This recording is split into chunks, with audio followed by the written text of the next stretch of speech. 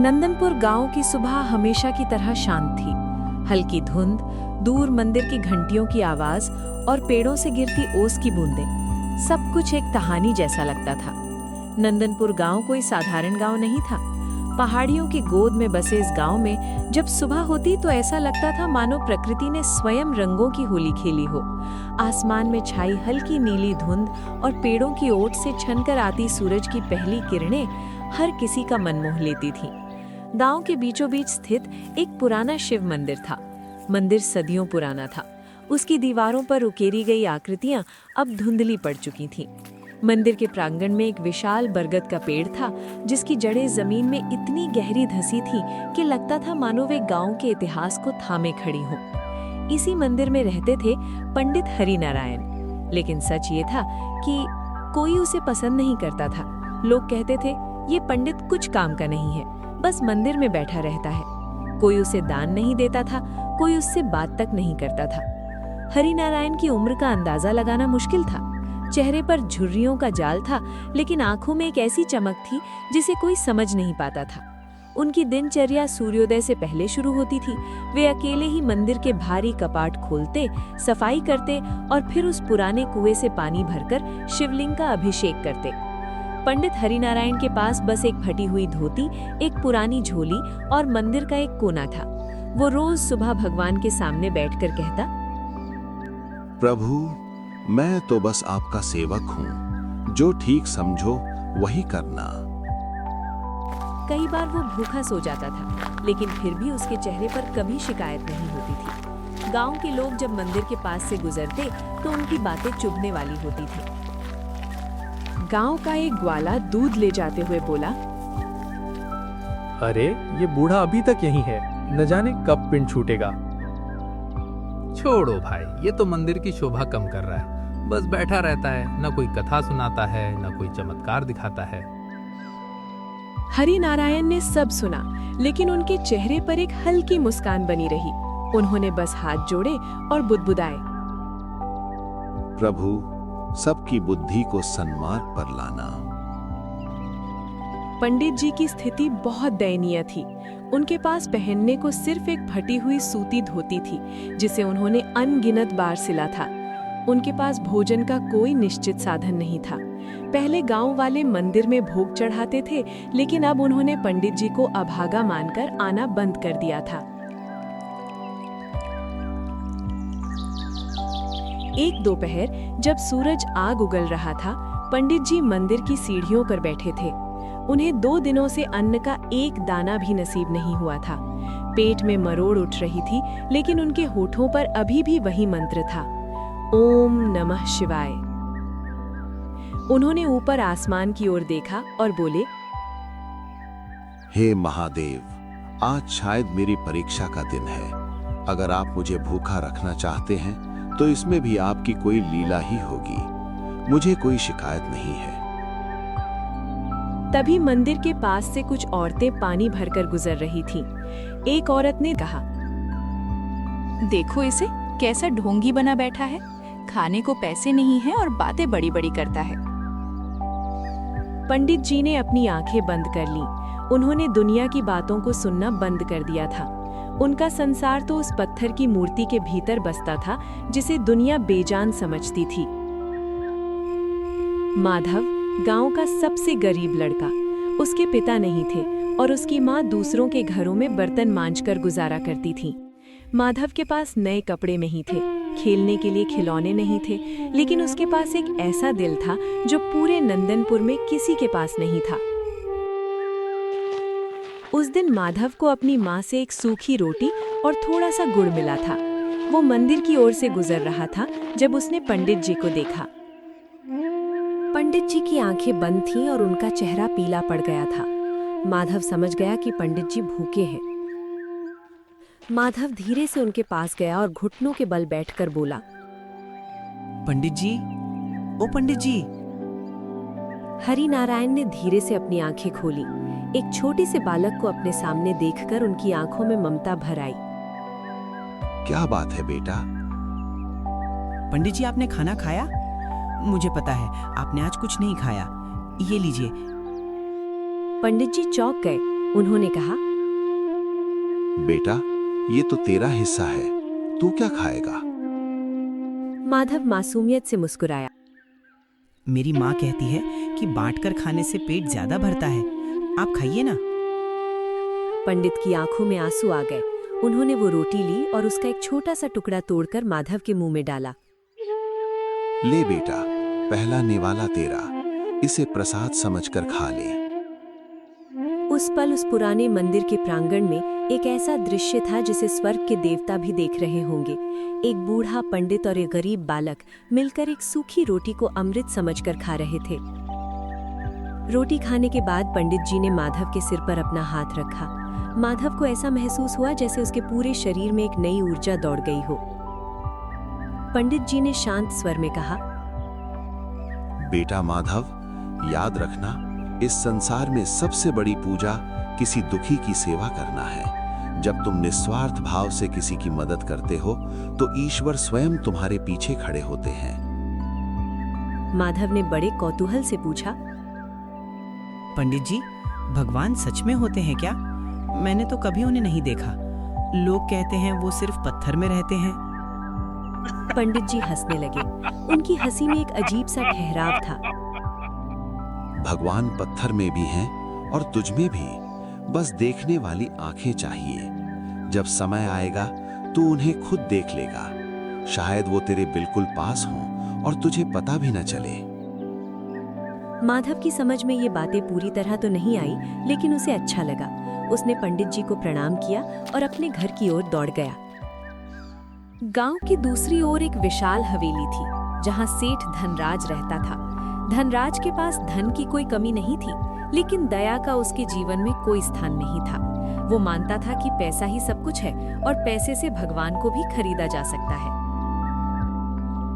अगले दिन मंदिर में महाशिवरात्रि का पर्व था। पंडित जी ने सोचा कि इस शुभ अवसर पर मंदिर की मरम्मत के लिए कुछ दान मांगना चाहिए। वे अपनी पुरानी लाठी टेकते हुए सेठ धनराज की हवेली पहुंचे। द्वारपाल ने उन्हें रोका। कहाँ जा रहे हो बुढ़े? पंडित जी ने विनम्रता से कहा, सेठ जी से मिलना है, मंदिर के लिए कुछ सहायता चाहिए थी। द्वारपाल ने अंदर जाकर खबर दी। सेठ धनराज बाहर आया।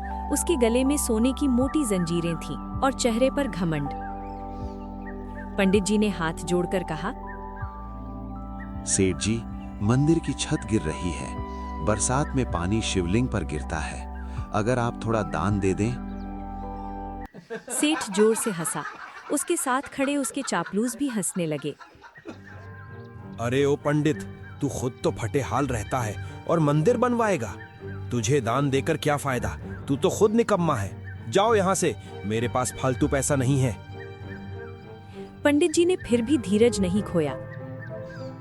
सेठ जी, ये मेरा घर नहीं है, ये भगवान का घर है। आज आप उनकी मदद करेंगे, कल वो आपकी करेंगे। सेठ का पारा चढ़ गया। उसने पंडित जी के कंधे पर हाथ रखा और उन्हें जोर से धक्का दे दिया।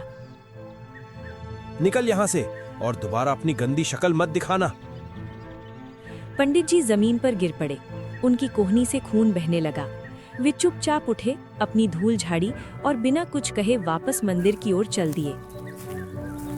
लेकिन चलते चलते उनके मुंह से बस इतना निकला, अहंकार का महल अक्सर रेत पर खड़ा होता है सेठ जी, संभल कर रहिएगा।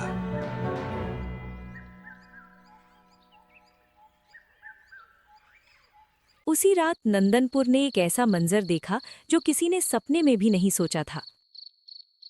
आसमान में काले बादल छा गए थे, लेकिन बारिश नहीं हो रही थी। अचानक सेठ धनराज की हवेली की ऊपरी मंजिल से आग की लपटें उठने लगी।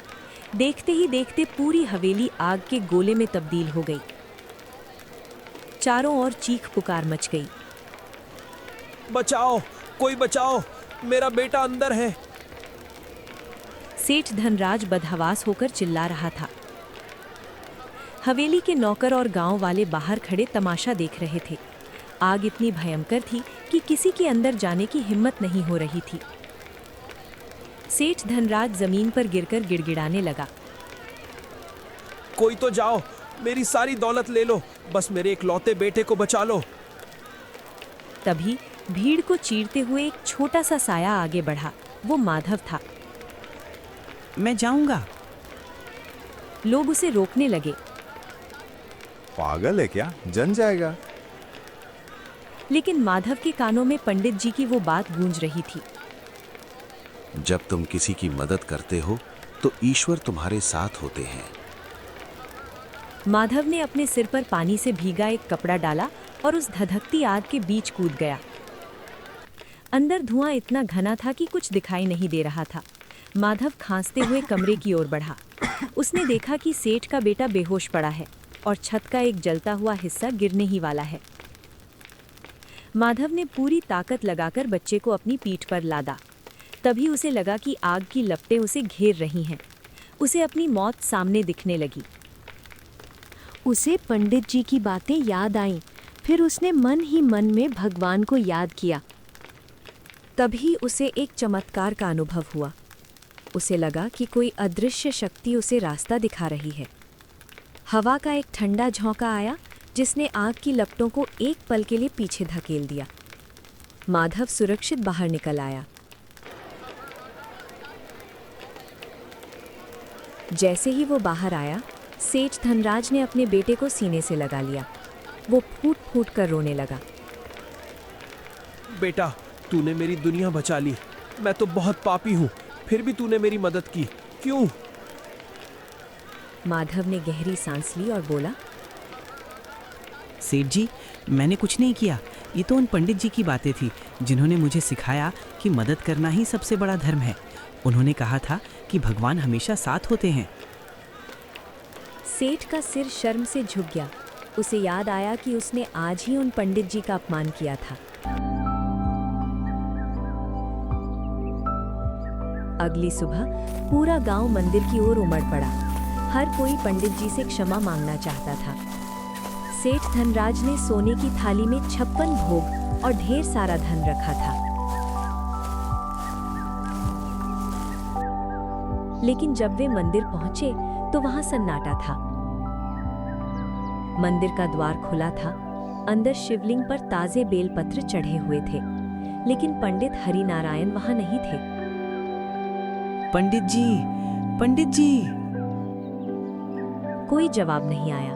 लोगों ने मंदिर का कोना कोना छान मारा, लेकिन पंडित जी का कहीं पता नहीं चला। उनकी वो फटी हुई धोती, उनकी झोली, उनकी लाठी, सब गायब था। तभी माधव की नजर शिवलिंग के पास पड़ी एक छोटी सी पोटली पर गई। उसने कांपते हाथों से उसे खोला।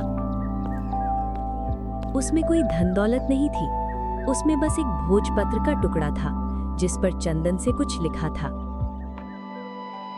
माधव ने उस कागज को पढ़ना शुरू किया। उसकी आवाज लड़खड़ा रही थी। नंदनपुर के निवासियों, मैं तुम्हारे बीच बहुत समय से था। मैंने तुम्हारी नफरत देखी, तुम्हारा अहंकार देखा और तुम्हारा तिरस्कार भी सहा। लेकिन मैं यहाँ किसी के धन के लिए नहीं, बल्कि तुम्हारे भीतर के प्रेम को खोजने आया था। पूरे गांव में मुझे सिर्फ एक हृदय ऐसा मिला जो निस्वार्थ था। माधव, तेरी उस सूखी रोटी का स्वाद स्वर्ग के अमृत से भी बढ़कर था। तूने सिद्ध कर दिया कि भगवान को पाने के लिए मंत्रों की नहीं, ममता की जरूरत होती है। अब मेरा काम यहाँ पूरा हुआ। मैं जा रहा हूँ, लेकिन याद रखना, मैं हर उस इंसान के रूप में तुम्हारे पास आऊँगा जो भूखा है, जो दुखी है, जिसे तुम्हारी मदद की जरूरत है। अगर उन्हें ठुकराओगे तो मुझे ठुकराओगे, अगर उन्हें गले लगाओगे तो मुझे पाओगे।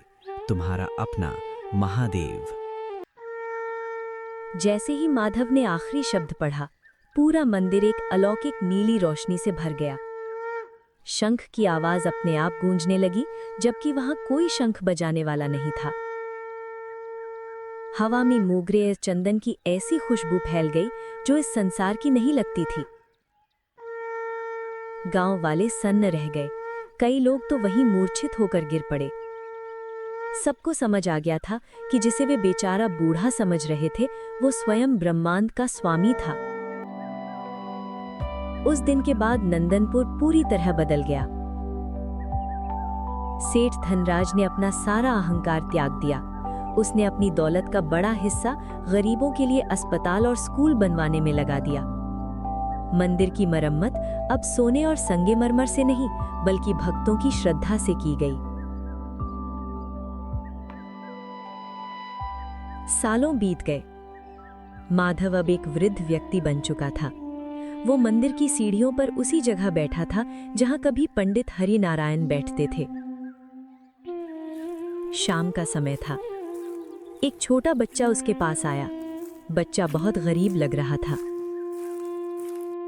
बच्चे ने अपनी जेब से एक सूखी रोटी निकाली और माधव की ओर बढ़ाई। बाबा, क्या आप भूखे हैं? ये लीजिए। माधव की आंखों में आंसू आ गए। उसे अपना बचपन याद आ गया। उसने उस बच्चे के सिर पर हाथ रखा और जैसे ही उसने ऊपर देखा, उसे धुंध में एक आकृति दिखाई दी। वही फटी हुई धोती, वही चेहरे पर मुस्कान और वही आंखों में दिव्य चमक। पंडित हरि नारायण खड़े थे और माधव की ओर हाथ बढ़ा रहे थे। माधव धीरे से मुस्कुराया और अपनी आंखें बंद कर ली। उसकी आत्मा उस दिव्य ज्योति में विलीन हो गई। ईश्वर को मंदिरों, मस्जिदों या गिरजाघरों में ढूंढने से पहले अपने आसपास के इंसानों में ढूंढो। धर्म केवल पूजा पाठ नहीं बल्कि दूसरों के प्रति करुणा और दया है। जो व्यक्ति निस्वार्थ भाव से सेवा करता है, उसे भगवान की खोज नहीं करनी पड़ती। भगवान खुद उसे खोजते हुए आते हैं।